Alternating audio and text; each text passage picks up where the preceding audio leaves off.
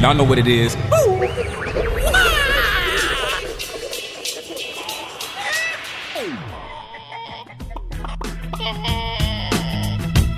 everybody, and welcome back to Eggs. This week we have special guest, President and CEO of Berkeley Varitronics Systems, best-selling author and sought-after public speaker, Scott Schober. Scott is a relentless scientist, engineer, and innovator. He is the inventor of cell phone detection tools that are used to enforce no cell phone policies worldwide. These instruments are effectively used around the globe to find contraband cell phones smuggled into correctional facilities and corporate offices, in addition to government, military, law enforcement, and other private installations. In addition, Scott is a highly sought-after subject matter expert in the topic of wireless security and cybersecurity for media outlets and public speaking events. He appears regularly on ABC News, Bloomberg TV, CBS This Morning, and CCTV, to name a few. He also presents on visionary issues at conferences around the globe discussing wireless technology and its role in current cybersecurity breaches, along with his vision for best practices for a stay-safe future. Joining us today for an in-depth conversation about how to protect your small business from cyber attack and why cybersecurity is everyone's business. Please join us in welcoming to the show, Scott Schober. Hey, Scott, how are you? Doing well. Thanks for having me on. Yeah, thank you so much for making time for us. I'm actually really excited for this conversation. So let's get right into it, I guess. Tell us a little bit about yourself, where you come from, and how you got started in this field. Yeah, absolutely.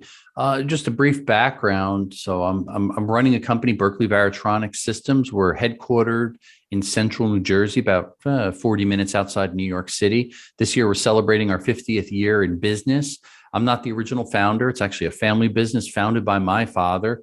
And companies have always come to us with unique problems, and we come up with some type of solution. And the majority of the stuff that we focus on is always tied to wireless. And we really got deep into wireless in about the mid-1980s, when the first cellular phones and cell towers and everything were built out. We were the guys that the industry came to design test equipment. Basically signal test meters to stimulate a signal and simulate a cell tower, receivers to collect that data and do what's called drive study or propagation analysis, and actually mapping technologies to actually map out the coverage and figure out how in the world can all this wireless stuff work. And we've been doing that ever since through the different generations, from the early days of cellular analog to the second generation, third generation, fourth generation, and the transition now we're going into the 5G, fifth generation. So pretty exciting ride. And in the process of all that, we learned a lot about what makes smartphones work, and of course, vulnerabilities and how to exploit them, which brought us quickly into the world of cybersecurity. So really the past 10 years, especially, we've been focusing in on cybersecurity and mostly working with DoD agencies, Fortune 500 companies, and trying to stop wireless threats where somebody could possibly bring a mobile phone into a secure space where they house classified information, and then a whole host of other things, all mostly tied in with wireless technology. So I always say we're kind of at that intersection where cybersecurity crosses wireless, and that's where we come into play, our company. And that got us heavily invested in the world of cybersecurity. And then maybe even more so, maybe about 2015, 2016 timeframe, we started getting targeted, our company, as well as myself personally. And it started out was very innocently, my credit card was compromised. I was like, what is this? Then my debit card, and then the company's credit card, and the company's debit card, and then other officers' cards all got compromised. I'm like, this is too coincidental. And then the next step, my Twitter account got compromised. Then we started receiving repeated DDoS attacks, distributed denial of service attacks, where our website was flooded and we couldn't do any online commerce. And it was one thing after the next, to the point where we had $65,000 stolen out of our checking account. And I said, something's going on here. So I brought in an Israeli firm. They started helping me doing searches in the dark web and figuring out, looking at the traffic, and finally able to actually isolate it and find out there were actually some notorious hackers that basically put a target on my back and were just making life miserable for me, which hence led me into writing my first book, Hacked Again. And I kind of share the tale of being hacked and compromised and some of the things that I learned and the mistakes that I made. And I've used that as a kind of a platform to really help educate other people, especially business owners, that assumed they were secure like I did, but realized quickly that we all can be vulnerable, and we make assumptions that we're secure and we got this, but oftentimes there are things that we do that are not secure. We don't even see it. So it's been an interesting journey, and a lot of the things brought me to where I am, I think, just by going through the painful process of being hacked and compromised. Yeah, one of the things you mentioned in there, obviously, and it's a huge topic, is this idea of hacking. And I wonder if you couldn't take just a brief minute to sort of, I guess, maybe establish definitions for this conversation. So I know there's a broad range of things that get sort of catch-all underneath the term hacking. But do you mind sort of explaining what is a hack, versus, I don't know, your kid getting into your Facebook account? Yeah, I think it depends a lot on, and I too have different views of it. For example, I called hacking the early days of my teenage years, myself and my brother, we hacked. In other words, we did things for fun. We didn't cross the line for monetary gain, I guess. We kind of crossed the line where we were doing mischief. We pirated games.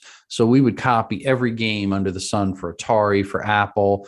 We would go on to the pre-internet days where you would get onto a bulletin board system and work with a system operator and try to hack through the codes to get in to then obtain and steal the games, and then copy them for your buddies and friends and stuff. So that was kind of more of an innocence, I call it. It wasn't, again, for monetary gain, but hacking oftentimes now it's taken on a different light where it's a little bit more causing grief, causing chaos, making people's lives miserable, sometimes for monetary gain, sometimes not. So, it really varies, I think, but usually it's with manipulation of passwords, getting into a system, getting into a computer, in this case, the bank accounts, and causing havoc, Twitter account causing havoc, our online store causing havoc. So that's kind of how I refer to it as being hacked. Yeah, I wonder if, just as sort of an add-on to, just to sort of give people a little additional context on hacking, I think we have this concept that there's some guy sitting in a dark room someplace with his sunglasses on in the dark, and he's hacking us, right? This guy he's viciously attacking us through his computer. Are people always involved? Is it sometimes just robots? Can we just sort of establish, I guess, just to broaden our definition of hacking? Yeah, I think it's actually both, because you can commandeer an army of botnets to do, as I mentioned before, if you want to do a DDoS attack. How are a lot of the modern DDoS attacks happening? It's often botnet attacks.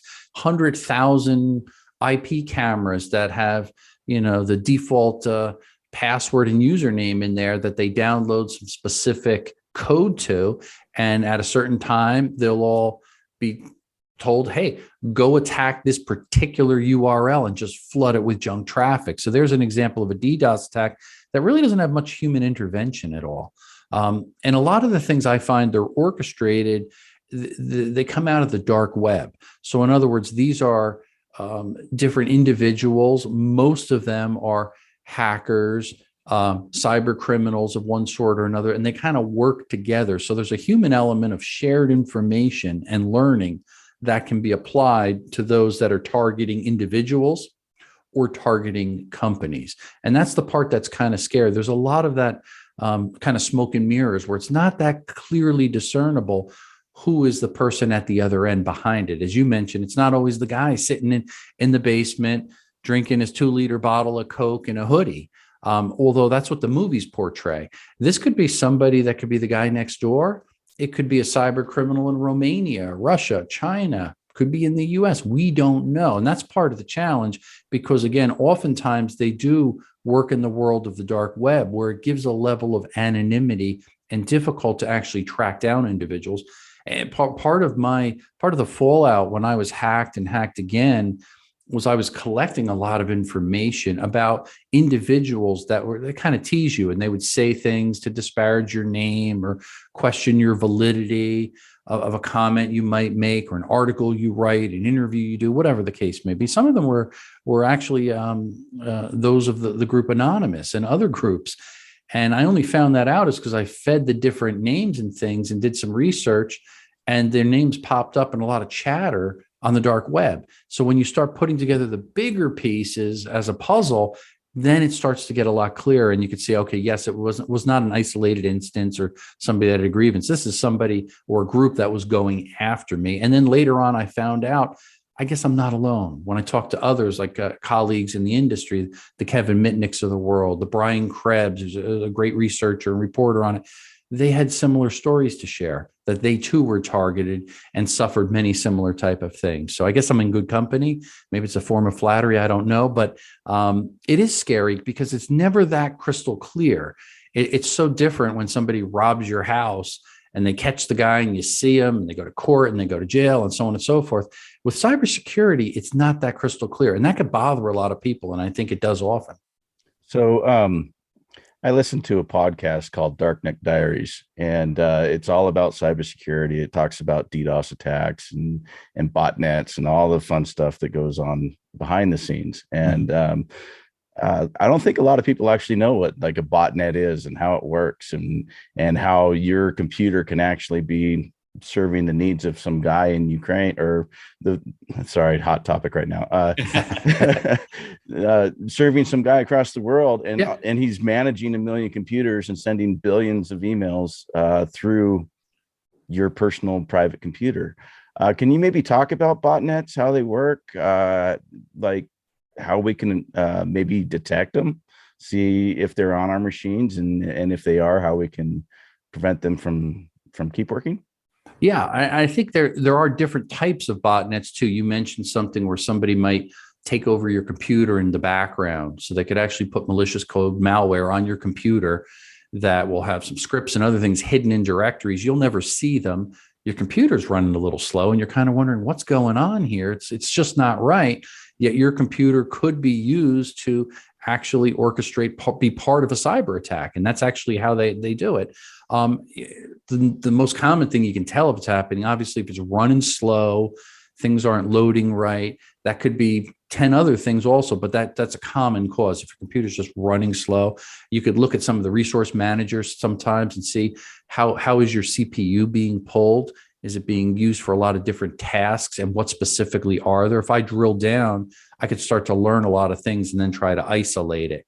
The other thing that can be very confusing now is your computer can also often be taken over by somebody doing crypto mining.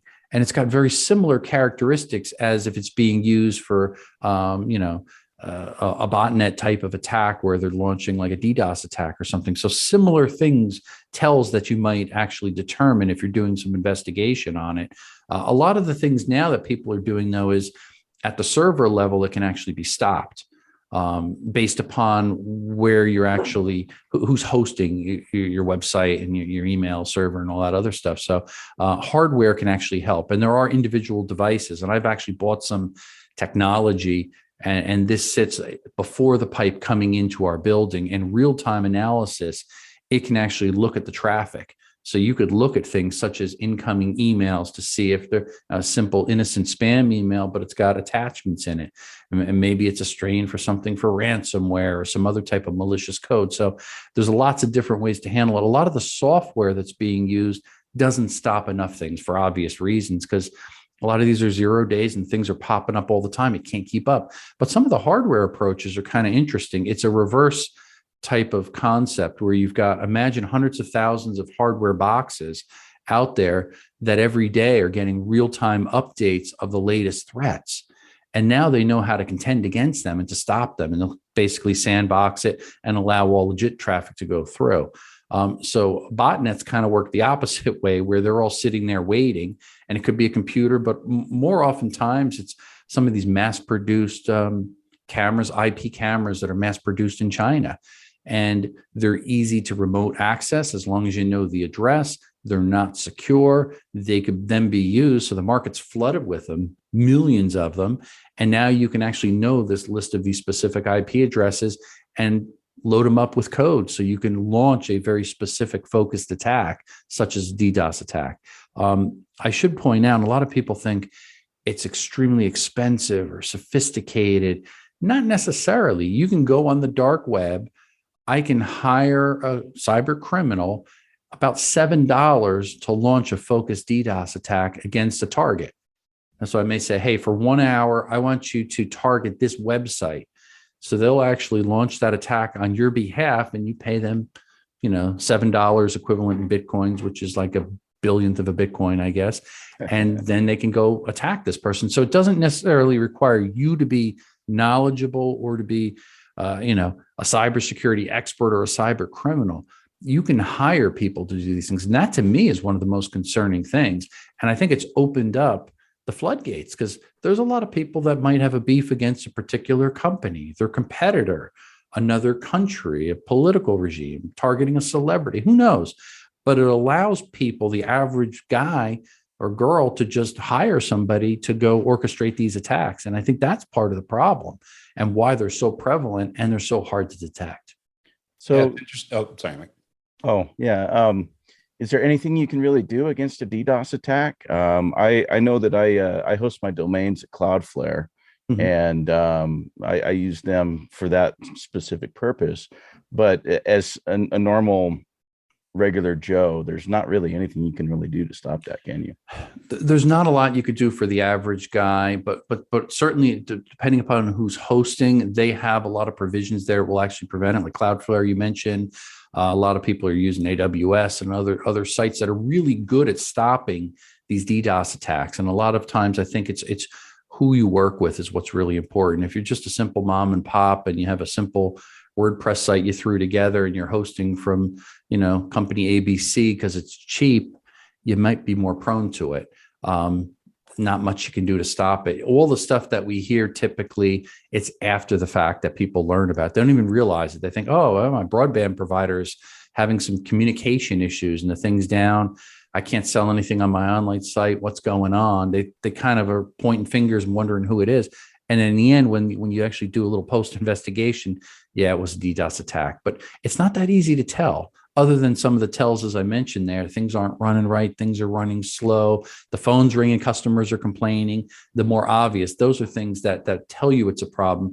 But as far as to your point, what can you do to solve it? There's not a lot, unfortunately. There's not a lot of stuff out there yet. There's some companies that are starting to introduce some products, both, again, hardware, but also some software things that's analyzing the traffic, that's starting to help and raise the red flags. But we've still got a long way to go, because you see how prevalent DDoS attacks are still out there. Yeah, no, makes sense. I wanted to ask you though, so given, we've discussed a couple of the common sorts of hacks or sorts of attacks that are going on nowadays, but what are some of the most prevalent attacks going on, in this time that people maybe just aren't even aware of? So you mentioned maybe we don't know we're getting hit with like a DDoS attack, for example. But are there, really obvious things that are going on that maybe are just going over the heads of most people? Oh, yeah, I think so. Some things I talk about, and still to this day, I've been talking about it for years, and people give me a look like deer in a headlight. I talk about keyloggers. And that's when more and more people in the world of cybersecurity are aware of them. But probably the average person, they still look at you and say, what are you talking about? I don't know what that is, or never heard of it. And a keylogger is simply, again, if a particular strain of malware gets onto your computer or your smartphone, even, they're targeting those as well, and laptops, iPads, you name it. And every keystroke that you basically make, it will actually record it. It logs it. And then later on, it will dump it out. And it's typically going to be a text file or something. They'll parse it and they'll pull out the key information, such as if you're logging into your bank, for example, they'll see the bank name and other things in the URL and your username, your password, your security challenge questions, whatever else that you typed in. So why do I say that? It's important to have a anti-keylogger. And that's simply software that could be on your device that will encrypt every keystroke that you make. But there's something that a lot of people, and I've heard this again and again, they say, well, I have my Yahoo email password compromised, and I went on and created a new password, and 5 minutes later, they hacked into the thing and took over my account again. How could they even do that? Did they hack Yahoo again? Well, they probably started by hacking Yahoo, and then your password wasn't safe and it was in clear text and somebody got it. But maybe the second or third time that it was compromised, maybe it's because there's a keylogger on your computer. Could be. But those type of things I think are important to look at the entire ecosystem, how you handle and manage your personal information. And that allows you to do a better job to actually start securing it. And, we talk about passwords. I've talked about passwords till my eyes are blurry sometimes. We're all sick of it. I know. But people still do not create long passwords that are strong.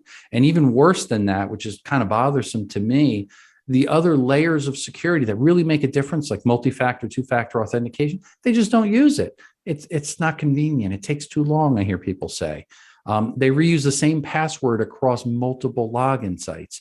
A recent survey I was reading, I think it was yesterday, they looked at all these compromised accounts, and they dug in and they analyzed how many of those accounts used reused passwords across multiple sites. It said 76% in that particular research that they did.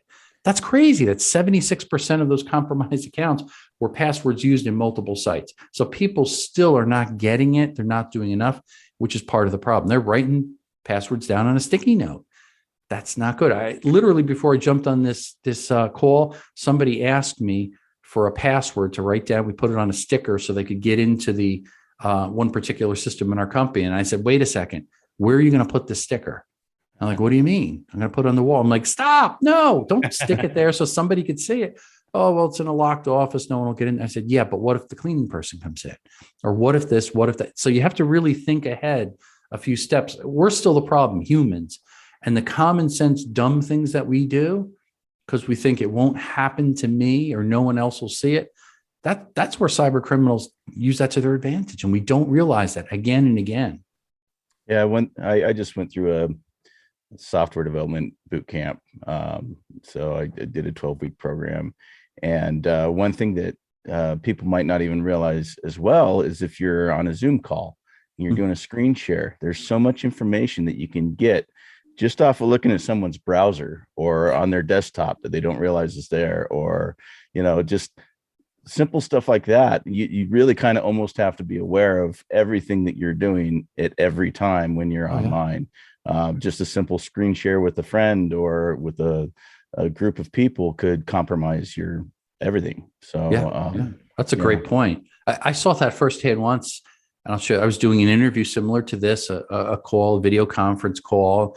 The person at the other end was in a studio, and they also had a credit card machine there in the background. And on it, I could just make out the actual code that's used for a refund that was on a sticky note on the credit card machine. And I'm sitting there thinking to myself, wow, how dangerous could that be, getting that into the wrong hands for somebody dishonest? Because now they could basically refund and put money into any credit card account they want if they got that magic code. So all of us, I think, have been guilty of things like that, maybe not to that degree over time. But I think just having that good common sense, I call it cyber hygiene and best practices, if we're all striving to do that, I think we'll be 100 times more secure.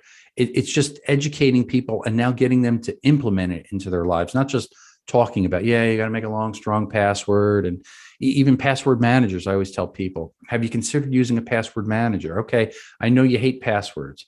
You hate making them long and strong, but if they're not long and strong, then they're not going to be secure. So just understanding that and finding a good system down to manage them. I've got over 200 passwords, and I have to use a hybrid, because I can't remember them all. And I have to use a good password manager and a good keychain system for certain things. And for really secure ones, I do old school. I'm guilty of this, and people laugh at me, but it works. I take a password, I write it down in a black book, keep it in a locked safe, locked office, locked building, alarm, and cameras. It's old school, but guess what? It works. There's no way that anybody could electronically intercept that, or over the internet or any other means. So for me, for really secure ones, it does actually work. It's not convenient. It's one of the dumbest things in the world. And everybody says, well, what do you do if you got to do this or that? I said, you're out of luck. You got to go back and go through the layers of security to have access to that. So certain things, it makes your life miserable, but it really does work in keeping secure. So I live on that line where I'm a little bit paranoid with certain things. And I find that's the only way to do it, is to properly manage passwords in my life based upon what access and security level that these are at. Yeah, no, I think that makes a lot of sense. I wonder if we could talk about this, sort of a multi-phase question, I guess. Yeah. So I know that you've done some writing on, the staying, cyber safe as a older person, right, in your golden years. And then there's also the version of people who are young and coming into technology now. And I think that there's for older people, it seems, if I'm just being stereotypical and generalizing, it seems to me that there's maybe a lack of knowledge or a lack of foundational information for seniors. But I think there's a over evaluation of young people's ability to use technology, that they're somehow really good at it just because they've grown up with it. And so I wonder if you could sort of compare and contrast the types of problems that you're seeing among seniors, and if they're still happening in younger people, or if there's a different set of problems for the younger people. Yeah, that's a great question. And there is kind of two different camps of that I have observed. And fortunately, I think I could speak to it from the standpoint of, I have two teenagers that are tech savvy. And then also I have aging parents with some health conditions, and my grandparent, and I talk a lot about that in my book, Senior Cyber. But seeing it first from the senior perspective, my frustration was helping seniors such as my parents and my grandfather and others. It got frustrating because I felt like I was saying the same thing again and again each weekend. No, that's not how you do that. Hold on, let me show you. No, here's how you store that password in the password manager. Here's how you do that. And here's what you should do for a security challenge question. And one example of my father, again, who's brilliant, and he's an engineer, and he's been doing this his whole life, has amazing abilities, yet dealing with just passwords alone. He created in one particular login, his username and his password was one and the same. I said, I don't even think that's possible. How could you do it? He goes, yeah, let me show you. It works for logging on. I just use this. And then I stopped and looked at him. I said, why would you do that? He goes, because I can't remember anything anymore. You run out of sticky notes and pads, and I'm just like, no, we got to get this all organized. This is not the way to do it. There's an example of maybe the extreme, but somebody that's senior that understands it, but so frustrated because there's no simple method. Every website you go to has got different rules. It only accepts an 8-character password, or this one you can't use symbols. This one, finally, people say enough is enough. Who cares? Let me just put, my dog's name in there. And I think that's what starts to happen. Out of getting discouraged, people get to the point where like, enough is enough. Now, with seniors, they're often preyed on because they are more trusting, they are more innocent. Oftentimes they have a work ethic value, and they've actually saved money for their entire life and have a nest egg. So what does it tell a cyber criminal? There's more to steal. So that's why they're often targeted. And when I started dealing with some of these conversations with seniors, I got very frustrated. At the time, my mother-in-law was also in an assisted living facility and trying to help people in the computers and getting on. I said, this is frustrating. There's got to be something here that explains it in maybe a little bit higher level terms. I started doing research, and the few things I found were rather insulting. They talked down to a senior. It just didn't make sense, or talked in tech jargon. So I said, okay, there's nothing out there that, in my opinion, that's going to answer these questions that will encourage seniors to use technology, the internet, smartphones. I'm going to write a book to do it, to help them to break down these barriers. And hence was the start of Senior Cyber. And it took a lot of working with seniors, interviewing seniors, and listening to their frustrations. And I'm sure to some, it may be even a little too technical if somebody's really up there. But for the most part, we tried to speak to that audience. And I think that's, at least from a writing standpoint, it's most important to identify your audience clearly, so you're talking to them and they can relate to it.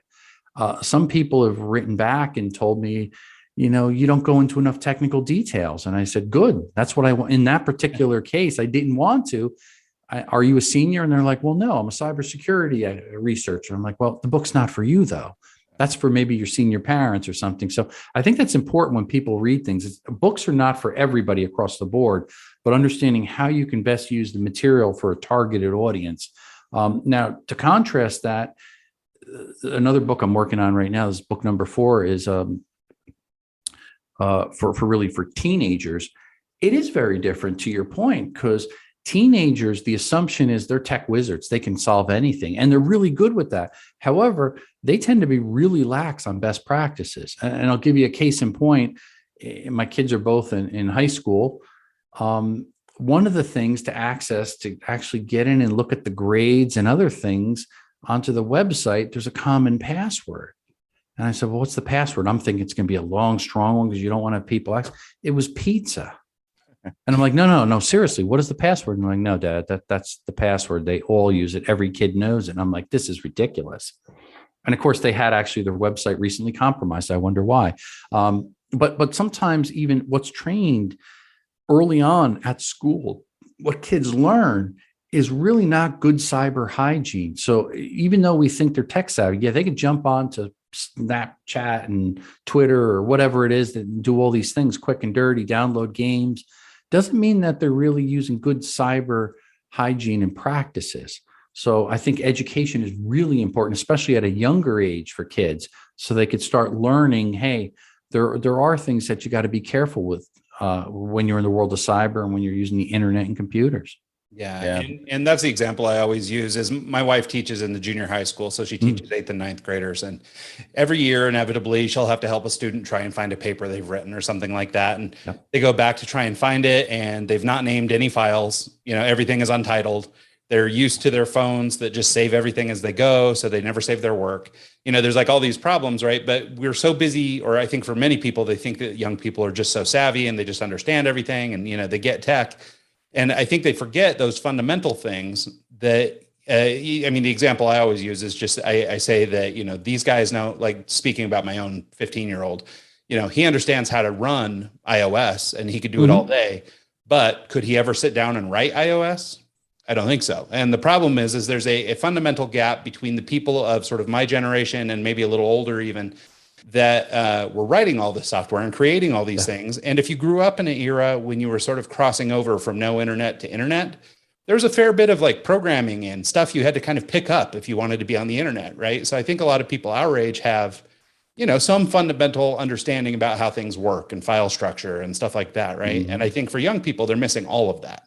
And so I think to make the assumption that they would somehow be great is almost serving them poorly. And both of my kids, my 6th grader or 5th grader and my 15-year-old, both go to technology schools. They're Microsoft technology schools, and they go through a lot of cybersecurity type information. But even those guys, like they're still just, there's a lot missing.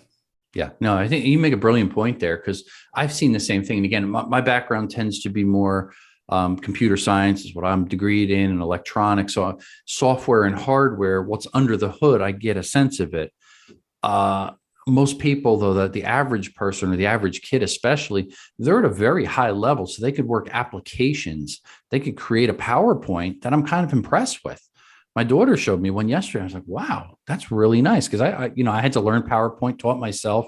I'm not as good as she is. Yeah, and she can do it on her phone while she's watching. Yeah, doing it on the phone, this and that. And to your point, even I notice a lot of the kids, they're all given Chromebooks, at least in the school system in the town I'm in, and things automatically save this and that. And I've done some things, and I'm an Apple guy. I'm doing something on the Apple, and I'm like, oh, make sure you save the document when I'm showing my kids. And they're like, oh, it doesn't automatically save it for you? I'm like, no, why? Why, is yours? And they're like, oh yeah, we don't even bother with that. It doesn't, you make a change, it saves automatically. You don't have to think about it. That's the world of Google's. It is going between one world and another is very different. And we can take things for granted, I think. And regardless of what hardware platform, what software we have, there's got to be some understanding of a little bit more than just the surface level, I think. That's why education is so important.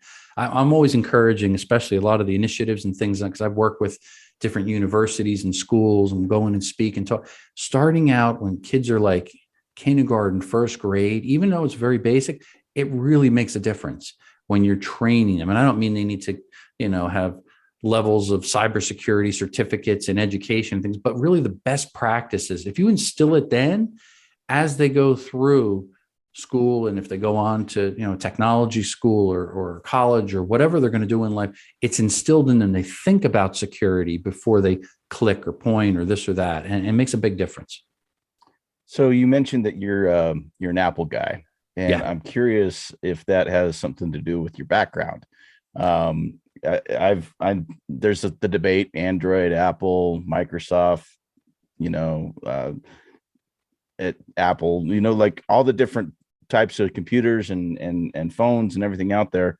I've heard that Apple is more secure, but I've also heard that there's ways around everything. So Yeah. Is there one that, do you go with Apple because you feel it's more secure?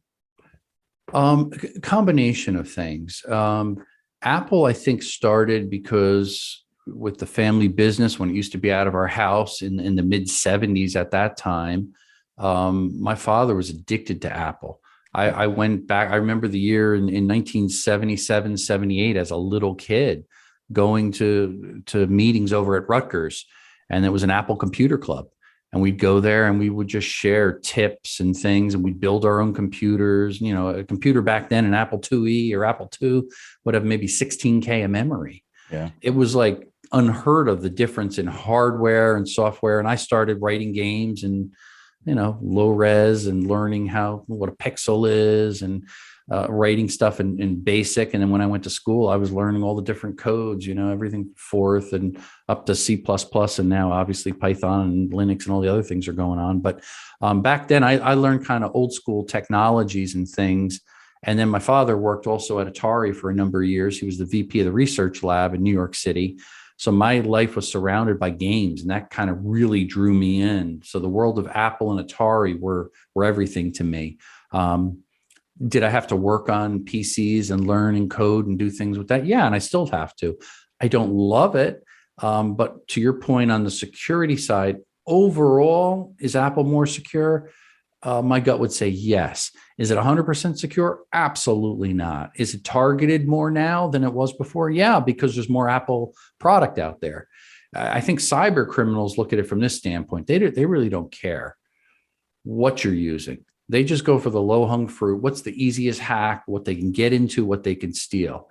So they're going to target all kinds of different iOS. They're going to target a PC. It doesn't really matter to them, I guess. Maybe the exception is I have more comfort and confidence using payment platform like Apple Pay. I really like it. That's one thing that's a standout to me. I know every digital wallet boasts, end-to-end encryption. I think Apple did a really good job.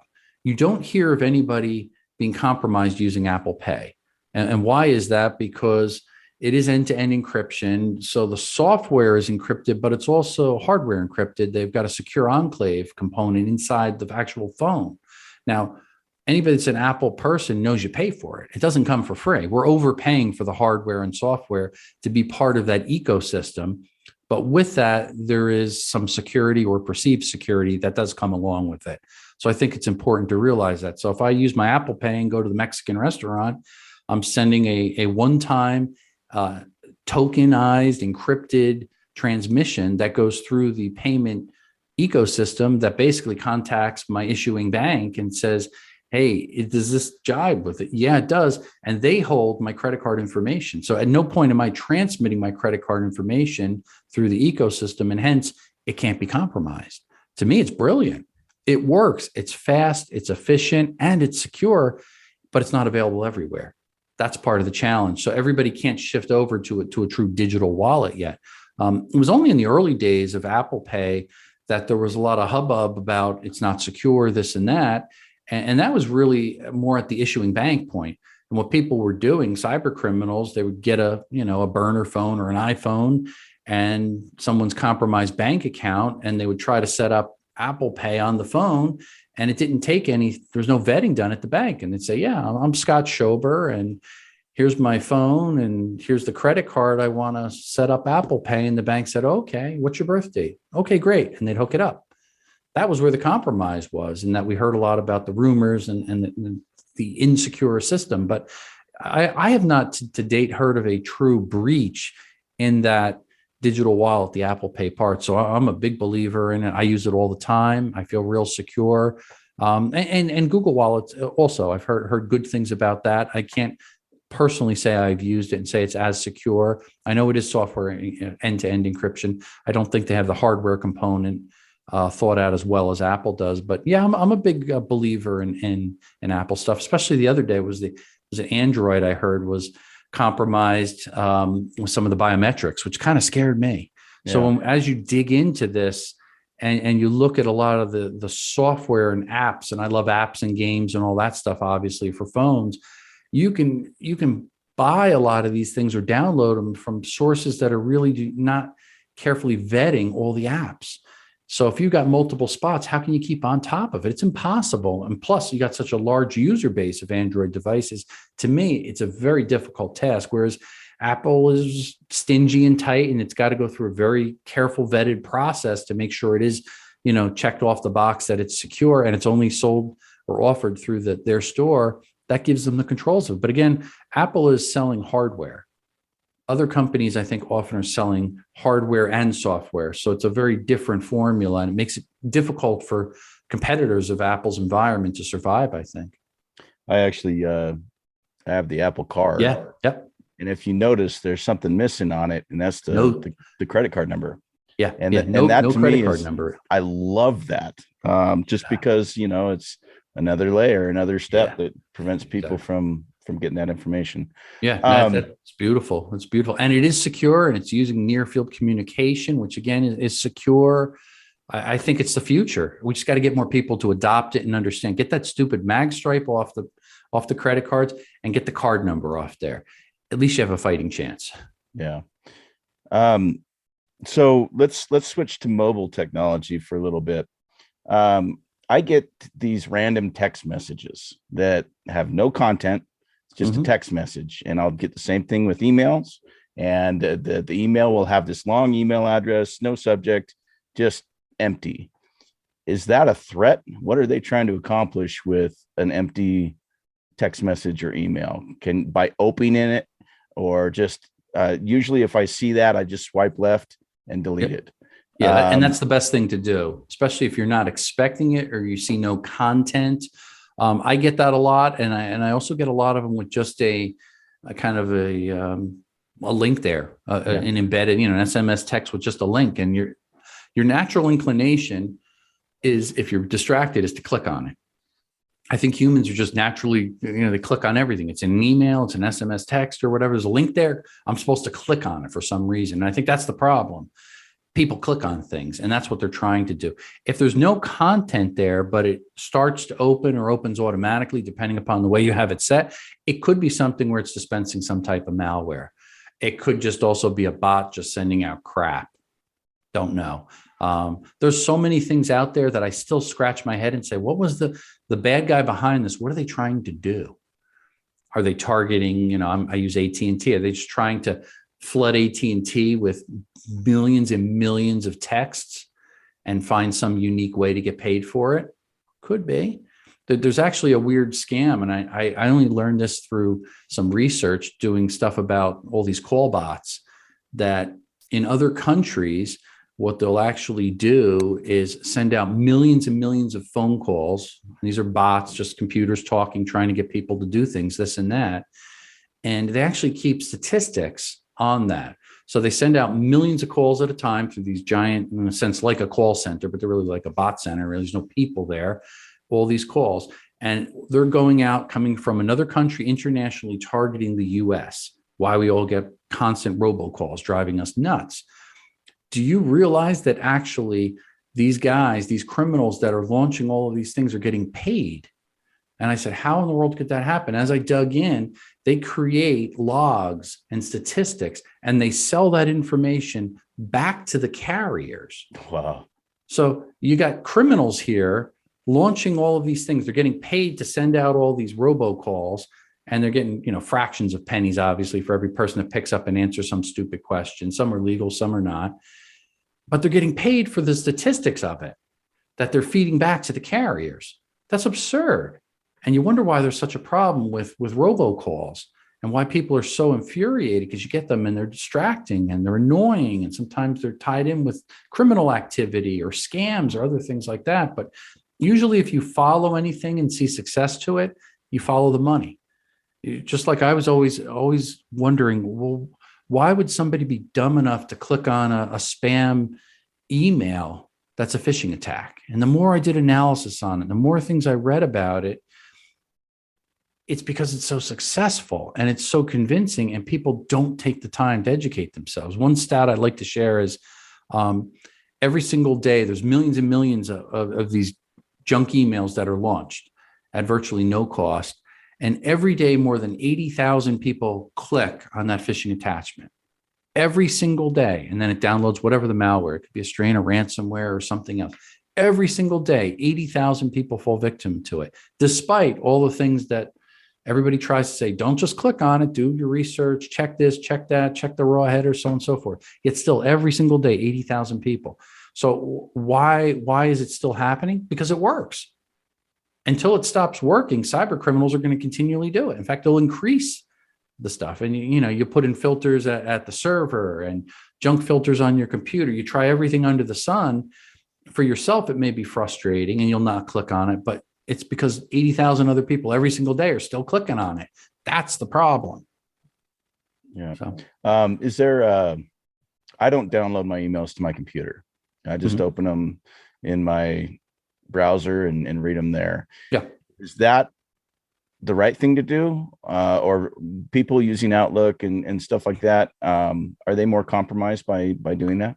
I think that's a good way that you do it. It's probably a better way than downloading it directly to your device, because some of the things, it depends how you have it configured. And again, what your email program is. There's lots of variables that come into play, but many people, they'll have it auto download, auto open, kind of, so they could actually look at it like a thumbnail and see it ahead of time. What's the content without doing it? And oftentimes in those cases, if there's an attachment and an auto executable or something, the problem already started before it's too late.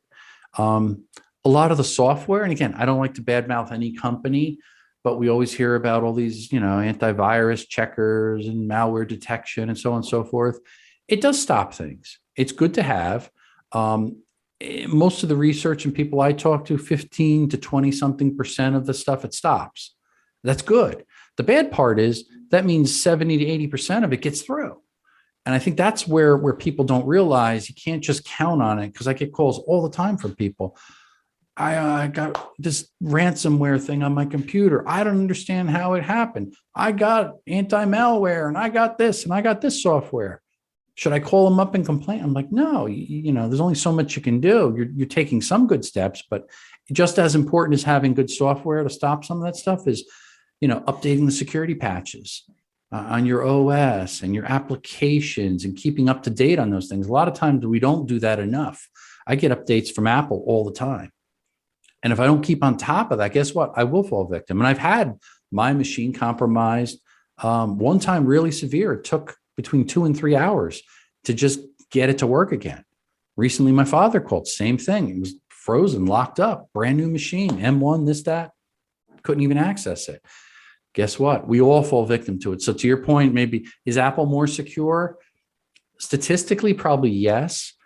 But you lower your chances of being a victim because it's a lower user base. As the market share starts to grow, I think they'll be targeted more, perhaps, and we'll be in the same boat. So that's what I've always sort of assumed about Apple is just, it's a game of numbers, right? If you're trying to create as much chaos as you can, we'll do it to the hundreds of billions of PC users and leave the 3% of Apple users out of this. Yeah. And I think too, to your point on that, how many things out there is PC so dominant? The world of Microsoft, and it's not just your desktop PC. Now you look outside it, look at the point of sale terminals, and look at ATMs, and look at things where Microsoft has got things integrated in it, yet people are not upgrading it, and it's because of the cost. They say, "Geez, I got 200 terminals I have to upgrade, or this particular hardware." But it's got an old legacy Windows operating system in it. So you don't blame them for that. It takes time and it takes money, and they're stuck. And then Microsoft cuts the cord and says, sorry, we don't have any updates. And again, not blaming Microsoft, but they are notorious for doing that, I think, as many other tech companies. They have kind of built-in end-of-life cycle. They want you to buy the new, 2020 operating system and computers and so on and so forth. So it's kind of difficult to stay up with technology for larger organizations without the spend. And that's, I think, fundamentally a challenge that there's no easy answer to. Yeah. Now, this is not a political show nor a political question, but I wanted to talk to you just because you mentioned Anonymous had attacked you earlier in the show. And I think a lot of times when we talk about hacking and cybersecurity, we always think of them as being the bad guy, or them being Anonymous or hacker du jour, whoever it is. But, there's been a lot of stuff going around in the news lately about about, anonymous attacking in Russia, for example. Mm-hmm. So right now we've got the Russian-Ukraine thing going on. And, I think largely the sentiment of people is that, Ukraine was attacked and maybe shouldn't have been. That political discussion can be saved for another show or a different show. Mm-hmm. But what I'm curious about is, I guess hacking for good, or hacking for, what people are signing off on, right? So right now everybody's going, oh, this is great. They're going in and they're destroying all this Russian ecosystem, and they're hacking into systems, and you're knocking all this stuff down, right? And it's almost like Robin Hood or something, right? Mm-hmm. Virtuous. When if these guys were doing this to anybody else at any other time, you'd be like, oh my God, they're the enemy. Like, how do we do this, right? Yeah. And so I just wondered if you had a take on sort of anonymous and, other hacker organizations. Obviously, they're maybe the most well-known. But in terms of, can hacking be used for good, or is it strictly for evil? Hacking could definitely be used for good. Most of the time it is used for evil, I think. And again, it's hard with this because it is a political argument. Obviously, anybody that would say, hey, you're with, the US or any NATO ally would say what Anonymous did is great. That's fabulous. Is it wrong? Well, yeah, I guess what they're doing when they're trying to take down and target banks and other types of things that, you shouldn't do, it's not right. I mean, one could argue also, well, was it appropriate? Again, this is from a non-political side, but looking at it from technically, was it appropriate when the US and Israel targeted back in, the days of Stuxnet to take down the centrifuge for Iran and stop the nuclear enrichment? Obviously, those countries or any allies would argue, sure, it should be okay. And it was done for the greater good of man and stop them from, building nuclear bombs. And it set them back a few years. But obviously, from their side, they could probably say that's an act of war. That was the start of cyber war. That's wrong. Yeah, and I think that's the pickle we're in right now, right? Yeah. Obviously, if you're on sort of what feels like sort of global sentiment from, an American living in the U.S., hearing U.S. news about this, feels like global sentiment is largely in the favor of the Ukrainians, and they feel, I don't know, I think it's sort of a David and Goliath story. Yes, that's why it's so sexy for people. Yeah. But the underdogs keeping up the fight and going against the big bad bully. Yeah, and I think that's sort of been Anonymous's rap too, right? We're really revealing information for whistleblowers. We're doing these sort of, Robin Hood-esque things, right? Yeah. So this is a storyline that, has existed among people forever. And so, but I always think about, or I try or objectively, I'm looking at what's happening right now with these attacks within Russia and all that stuff, and going, well, if they can do it there, they could do it anywhere. Right. And so at what point do you not want to sanction this? Because sure, maybe in this instance, they're being good actors, or some people may consider them as good actors. But what's it take to make them, come down on the wrong side of your political ideology and then, switch up the whole thing. So I think it's curious, especially with you as a cybersecurity expert. I'm just curious to get the perspective, because I think it's easy to get caught up in the romantic notion of what's happening. But I'm curious about just sort of, how the reality of things are. Yeah, I think, at the end of the day, if I had to make it a black or white issue, if it's wrong, it's wrong. Because if one was to say, hey, they should use everything in their power, for example, the United States to launch cyber attacks, or a group like Anonymous against Russia, go for it. It'll better their beliefs and their cause. But there's a scary side to that, because it also sends the message to people in general, be it a hacktivist, a cyber criminal, the kid hacking, that I guess it's okay to do these type of things. Is it okay if I get a bad grade in my high school final to do a DDoS attack on the school? Well, why not? That's what somebody starts to rationalize those things. I'm not going in with a gun and shooting someone. America's not going over to Russia and shooting anyone with a bullet or blowing things up. But you're using cyber tools as warfare. So there's a lot of fine line there. And it is probably a lot of different types of arguments that come into play. But I think either way, it looks like a cyber war has already started, in my opinion, because obviously we hear about a lot of attacks that China initiates against the United States and other countries, that Russia initiates, or the state-sponsored hacks. Do you ever hear about reports of the United States launching any type of cyber attacks? Not a whole lot. Do you think it's happening? Absolutely.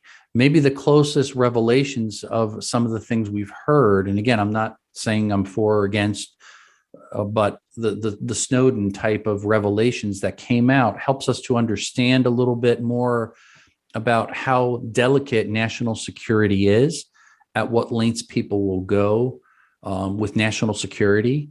We've seen some of the things and the challenges, because again, our customer base, we sell to the DoD community.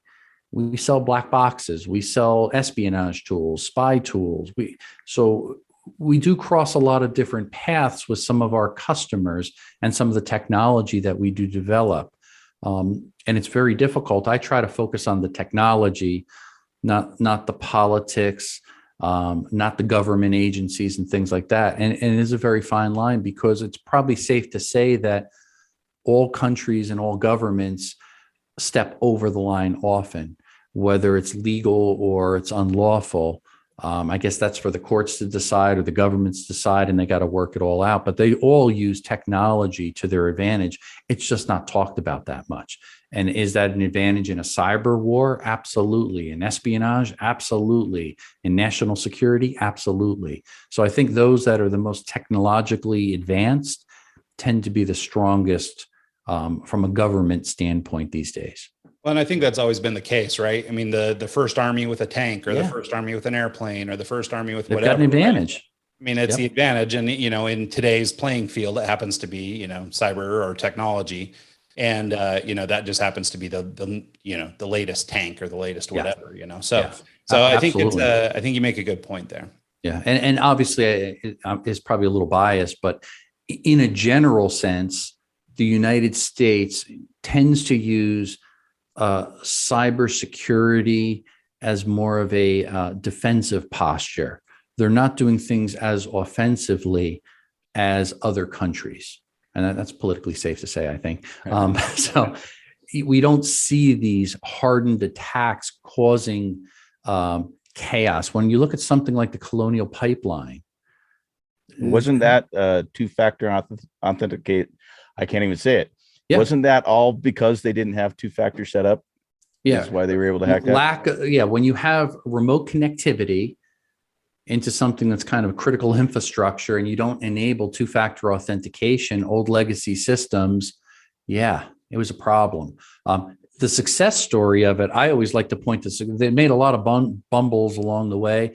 And you could probably look at every major breach from Target to JP Morgan. Most of those were some type of third-party remote access, no multi-factor authentication. In each case, as you dig in and uncover and unpeel that onion, you realize, oh, geez, it's kind of embarrassing. Nobody wants to talk about this. But those are the realities of these things. The security that we can actually control as humans, we're too complacent and we don't do it. So convenience allows us to take the shortcuts always, which results in something that could be billions upon billions of dollars in damage. And that's the part to me that's kind of the unforgivable and so frustrating. And again, I was guilty of this in the past too. And many companies today still are. And what happens post-breach, you look at JP Morgan, where they commit, $500 million towards security upgrades and improvement. I'm saying, geez, they already are probably the most secure bank in the world. Yet they committed that much more towards cybersecurity. So what does it tell me? Well, they have the right mindset, because you got to train people, you got to upgrade, you got to constantly be improving your security to stay up one step ahead of everybody else. And that's part of the problem. It is a cat and mouse game, this entire conversation about cybersecurity. If you do everything right and get it right every time, you realize, well, nothing's 100%, so you can't get it right every time. But the bad guys just got to get it right that one time to find that vulnerability to exploit and get in there. They got you.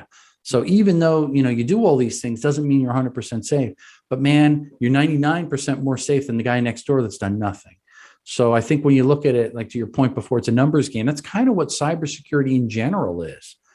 You don't want to be that statistic, that 1% of a person that did nothing and got breached and compromised, because you're going out of business, or it's expensive to clean up the mess and the notifications and your customer base and so on and so forth. It's a nightmare. So before we end this conversation, I just want to say one more thing about that I do for my personal sanity is I have 2 hard drives, and I keep one out of office, out of the building, out of on its own thing, just so that if anything ever did happen, if I got a ransomware attack, if I got anything weird that's like, we're gonna lock your computer and hold all your data hostage, I have a backup. And I usually have a 4 to 6 month reminder on my phone where it tells me go and update again, and then switch the hard drives out, because I've got all my music catalog, I've got everything that I've done for my entire career on hard drives, and I have 2 of them and I rotate them out. So just simple stuff like that could potentially save you a lot of headache down the road. Scott, I would add one more point to that. If it can be immutable, which means you can't modify it or delete it if someone ever did get their hands on it, it's a good way to back up information.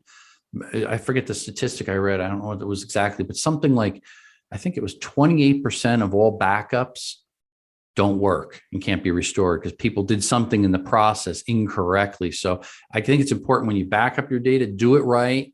Have a system like you have. If it's every 6 months that works for you, that's brilliant. Keep it disconnected so it's not accessible through the internet or connected directly to your computer continuously.